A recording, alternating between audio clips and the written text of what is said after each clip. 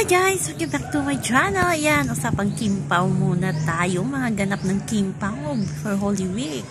Ayan nga, spotted, nag-date ang dalawa sa isang video key bar. At kumakanta pa silang dalawa. Ayan, makikita nyo dyan. Si Kim Chiu hataw na hataw sa pagkanta. Ganun din.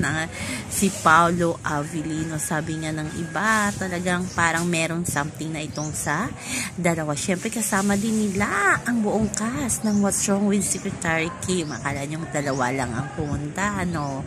Banding nila yan. Pero malay natin, makikita natin sila nang hindi inasahan na nagdi-date na talaga. So, abang-abang tayo dyan. Pero, sa ibang kwento naman, ang ganda talaga ng What's Wrong with Secretary Kim. O, diba? Nakakakilig hanggang naka-episode 9 na ata. Kaya abang-abang tayo sa next episode. Hanggang sa muli. Bye-bye. Also remember, wag po tayo magpaka-stress. Please like, share, and subscribe my channel para ma-update kayo sa mga bagong upload.